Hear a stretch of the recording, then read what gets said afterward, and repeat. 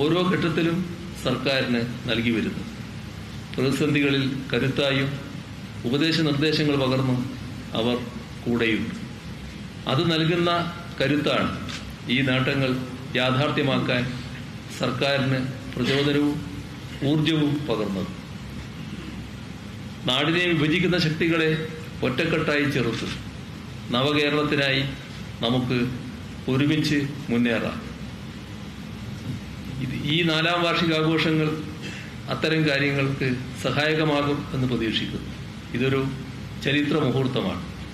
കേരളത്തിന് ആവശ്യമായതെന്തോ, കേരള ജനത ആഗ്രഹിക്കുന്നതെന്തോ അത് മികച്ച രീതിയിൽ തുടരാൻ എല്ലാവരും ഒറ്റക്കെട്ടായി നിൽക്കുന്ന മുഹൂർത്തം. ഈ കൂട്ടായ്മയും ഈ ആത്മസമർപ്പണവും ഈ മുന്നേറ്റവും കൂടുതൽ കരുത്തോടെ തുടരാം എന്നാണ് ഈ സന്ദർഭത്തിൽ ആവർത്തിച്ച് പറയാനുള്ളത്. ഇത്രയും കാര്യങ്ങളാണ് ആമുഖമായി പറയാനുള്ളത്. സർക്കാരിന്റെ വാർഷിക നേട്ടങ്ങളിലൊന്നായി ഇവിടെ വിശദീകരിച്ച കാര്യമുള്ള ദേശീയപാത വികസനം. ആ ദേശീയപാതയിൽ ഇപ്പോൾ 3 ഒരു തകർച്ചയുണ്ടായിരുന്ന റിപ്പോർട്ടുകളുണ്ട്. മലപ്പുറത്തും കണ്ണൂരിലും കാസർഗോഡും.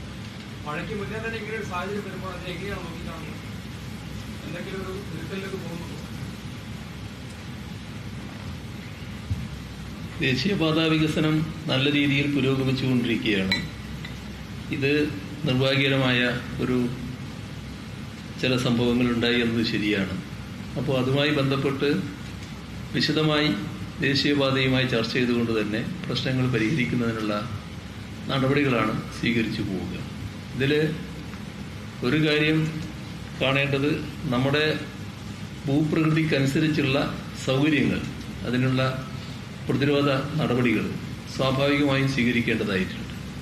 അതിൽ വീഴ്ചകൾ സംഭവിച്ചിട്ടുണ്ടോ അതും ദേശീയപാത അതോറിറ്റിയായിട്ട് കൂടുതൽ ചർച്ചകൾ നടത്താൻ പോവുകയാണ്. ഗവൺമെന്റ് അതിൻ്റെ മറ്റ് ബന്ധപ്പെട്ട നടപടികൾ സ്വീകരിക്കുകയാണ്. അപ്പം അതുമായി ബന്ധപ്പെട്ട് ഇപ്പോൾ നടന്നിട്ടുള്ള വർക്ക് മറ്റ് വീഴ്ചകളില്ലാതെ നല്ല നിലക്ക് മുന്നോട്ട് കൊണ്ടുപോകുന്നതിനാവശ്യമായ എല്ലാ നടപടികളും സ്വീകരിക്കുന്നത്. സർക്കാർ ക്ഷേമ പെൻഷനുകൾ കൂട്ടി അതുപോലൊപ്പം തന്നെ കൃത്യമായി കൊടുത്തു തുടങ്ങി. പക്ഷേ സർക്കാരിന്റെ നേരത്തെയുള്ള ഒരു പ്രഖ്യാപനം ഉണ്ടായിരുന്നു, വീട്ടമ്മമാർക്കുള്ള പെൻഷൻ പദ്ധതി. അതേക്കുറിച്ച് ഈ സമയത്ത് എന്തെങ്കിലും സർക്കാർ മുന്നോട്ട് വയ്ക്കുന്നുണ്ട്? 4ാം വാർഷിക